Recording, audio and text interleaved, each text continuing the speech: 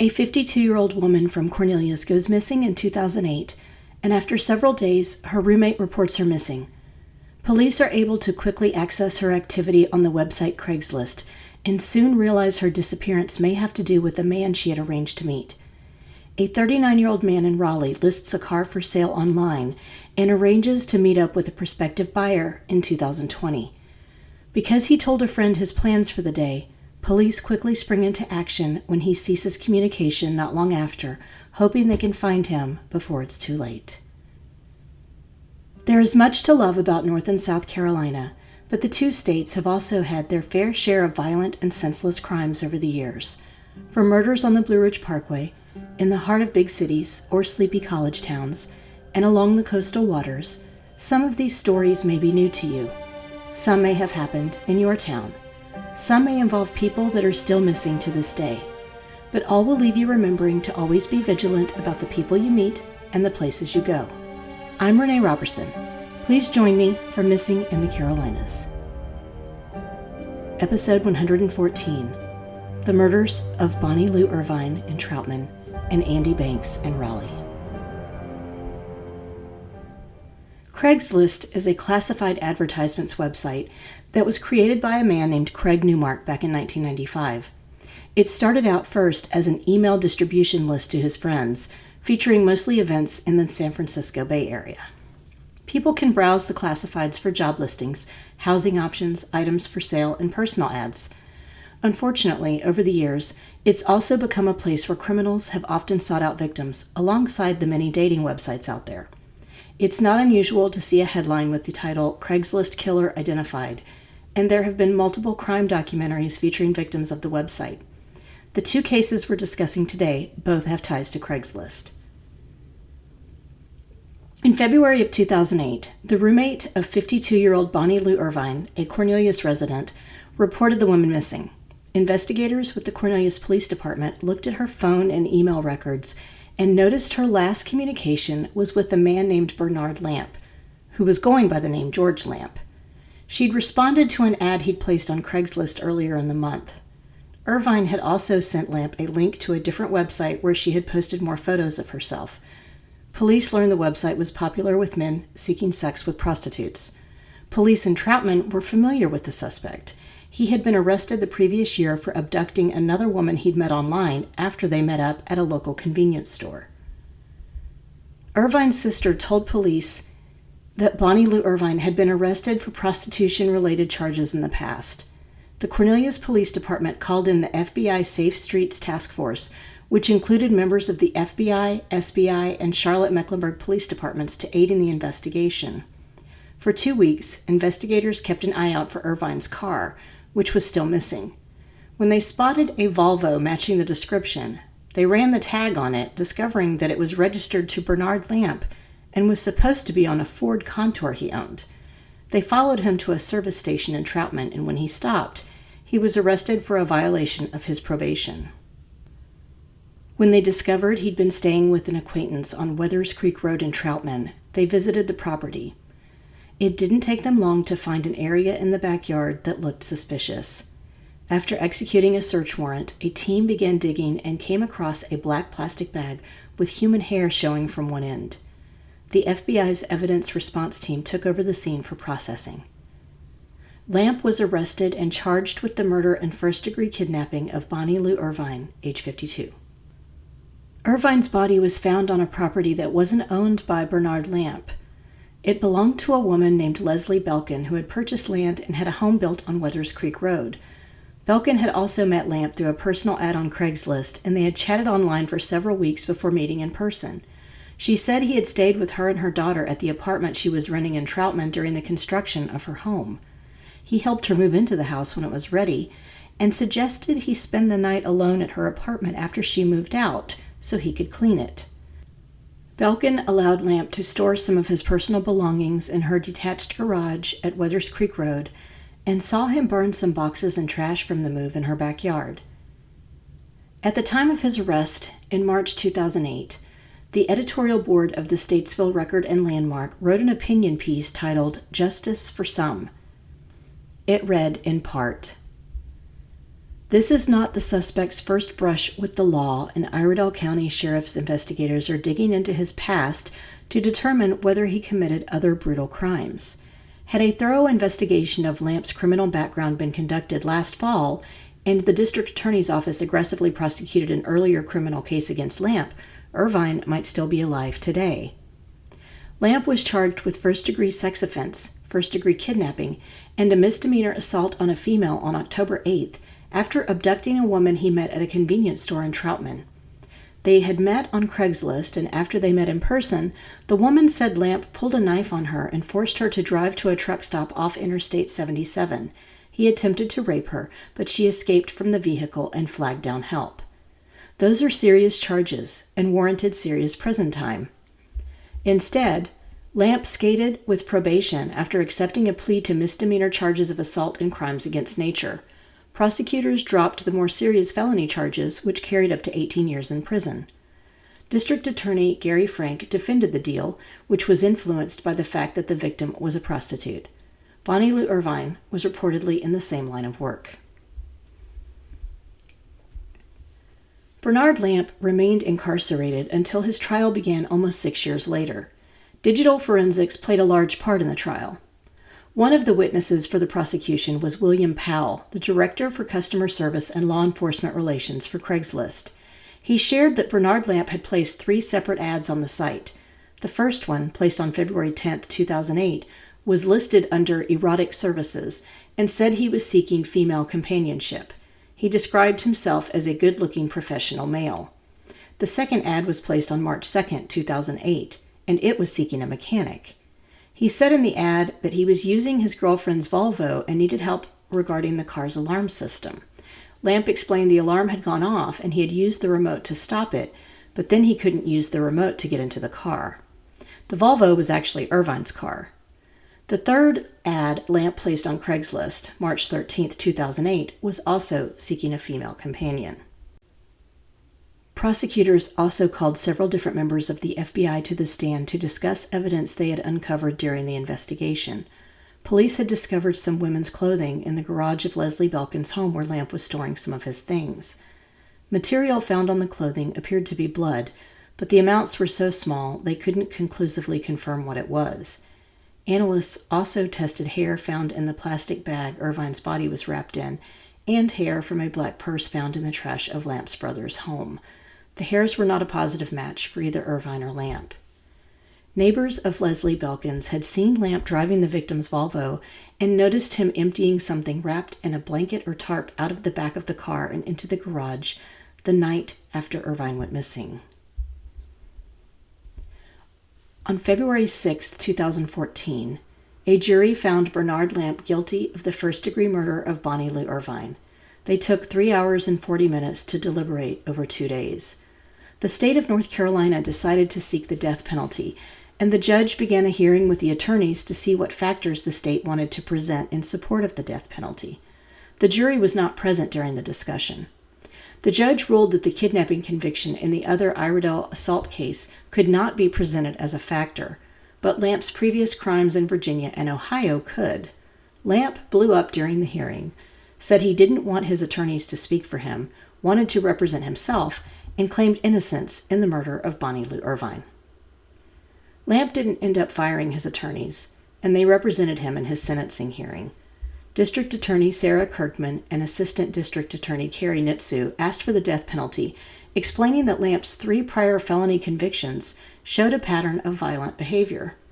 The prior convictions were for robbery in 1978 and 1980 in Virginia, and a robbery and abduction conviction in 1989 in Ohio. They also brought up the victim's violent manner of death. Lamp's defense attorneys, Vince Rabel and David Friedman, said those felonies took place years before Irvine's murder, so there was no pattern of escalating behavior. They brought up Lamp's childhood, with school records that called him a confused little boy in elementary school, and a hospitalization for barbiturate poisoning at age 4. Lamp's parents were deceased, so they could not be present at the trial to provide any support. The jury sentenced Lamp to the death penalty. The death penalty had not been recommended in an Iredell County case since Andrew Ramser received it for murdering Jennifer Vinsek and Jeff Peck during a Statesville convenience store robbery in 2007. One of the main questions I had while researching this case was why it took so long for the case to go to trial. Lamp was arrested in 2008, but his case didn't make it to trial until 2014. Part of it had to do with the fact that this was a possible death penalty trial, and there haven't been a lot of those in Iredell County. One of the biggest factors, according to one of Lamp's attorneys, Vince Rabel, was the wait time involved in evidence being processed by the FBI. Some pieces took as long as 4 years. Lamp's trial and incarceration while he waited for trial ended up totaling more than $250,000 in expenses. Lamp was shuttled back and forth between Statesville and Raleigh from the time he was arrested until the trial began. Other notable trial expenses included almost $17,000 for DNA testing, $4,000 for computer forensics, and $30,000 for one of the defense attorneys, as Lamp was proved indigent before the trial began. In May 2016, Bernard Lamp died of natural causes in a Raleigh hospital while still on death row. You may be thinking the same thing as me. Is it really possible for a violent offender like Bernard Lamp to have committed no other crimes between the years of 1989 and 2008? He was known to have lived in different places and seemed to hop from residence to residence. He moved in with his girlfriend in Troutman not long after meeting her, and it appeared as though he was messaging other people online the whole time he was living with her. What caused Bernard Lamp to snap and beat Bonnie Lou Irvine to death? Had he just been lucky enough not to get caught previously? I guess we may never know. The Statesville Record and Landmark did extensive reporting on this case, and I would like to give a shout out to Donna Swicegood for her excellent work in covering the case from start to finish. The television series Web of Lies featured this case on the episode titled Mr. Fix-It in 2015. Before we continue, let's take a quick break for a word from our sponsors. I'm a huge fan of the skincare products by SkinxErin. You've heard me talk about them before. I use their pre-cleanse oil, hydrating beauty oil, and perfecting night oil each day, and I swear my skin looks at least 10 years younger. I love that these products don't leave my skin feeling greasy and are loaded with squalene oil and vitamins E and A. Plus, they are extremely affordable. Their customer service can't be beat, and the positive affirmations they include in the packaging are so uplifting. Go ahead and treat yourself with 10% off your order by using my code MissingCarolinas10. I'll include a link in the show notes for you. Are you looking to level up your writing or learn a new skill? Whether you focus on nonfiction or are more inclined to creative writing or want to learn how to put together a digital portfolio of your writing, Wow Women on Writing can help. Interested in podcasting? Check out a digital course I created called You Can Start a Podcast. During this pre-recorded webinar, you will learn the benefits of creating your own podcast, materials you need to get started, how to develop content that will keep listeners coming back for more, and ways your podcast can create supplemental income. I'll share examples of different types of podcasts, how to decide on a format, ways to handle the technology necessary for creating a podcast, how to develop your first few episodes, promotion and monetization ideas, and ways you can repurpose your podcast content. All written materials and resources are provided by me. I'll also give you a handout with information discussed in the webinar, along with suggestions for a few different types of podcasts to explore. Best of all, this webinar only costs $30. You can find it by going to wow-womenonwriting.com and clicking on the Classroom tab. I'll also post a link in the show notes. And now, let's get back to the show. On September 12th, 2020, 39-year-old Raleigh resident William Anderson Banks, known to his friends and family simply as Andy, disappeared after an appointment to show a car he had for sale. Banks had listed the vehicle, a 2011 silver Range Rover, for sale online. I've read that the car was listed on Craigslist and a site called cargurus.com, so I'm not sure if it was listed at both places or just one. Cargurus.com notifies customers when a vehicle is available that meets a specific criteria. The car had about 90,000 miles on it and was listed for $15,000. Banks had a friend who lived near Cameron Village, so he left his car there and took the Range Rover over to the former K&W cafeteria parking lot so the prospective buyer could see it around 2 p.m. that afternoon. But his friend grew concerned when he didn't hear back from Banks in the next few hours, and he didn't return for his car either. Texts went unanswered. Banks's friend Carter Whitley grew concerned and worked to track where his friend's cell phone might be. It was located on the side of Interstate 40 in Cary, with Banks nowhere to be found. Learning that fact propelled Whitley to call 911 to report his friend missing. He was also able to gain access to Banks's bank account through Google, and there he found communication with the potential buyer. Banks had first met with the man on September 9th, and the final meeting at Cameron Village was supposed to finalize the sale. Friends told the media that Andy Banks was a character who was well loved by many. Originally from Gastonia, he was a lifelong NC State fan and had graduated from the university. He enjoyed buying and fixing up cars to sell as a side hustle, and he'd once bought a red 1970s Cadillac that he enjoyed driving around Raleigh. 2 days after he went missing, police located the missing Range Rover in an abandoned church parking lot with a cover over it just across the Virginia state line.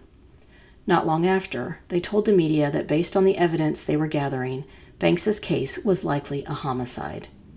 They arrested 34-year-old Justin Fernando Merritt from Danville, Virginia, and charged him with robbery, larceny of a motor vehicle, and possession of a firearm by convicted felon in connection with the stolen vehicle. Records showed he had 3 previous felony convictions.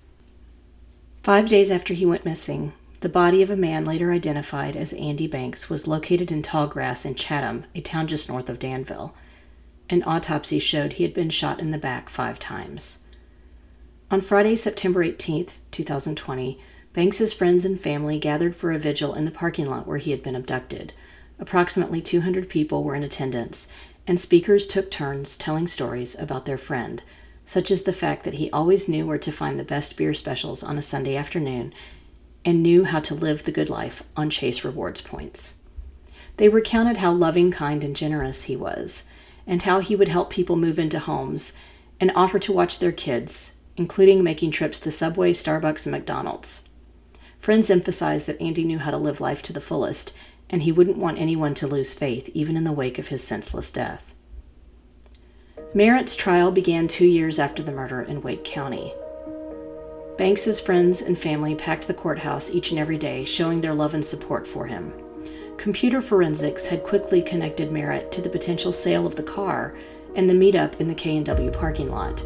Raleigh and Danville police had worked alongside one another to quickly figure out what had happened to Andy Banks. One of the most appalling things that came out during the trial was the fact that Merritt had invited his brother-in-law and niece to travel with him from Danville to Raleigh that day.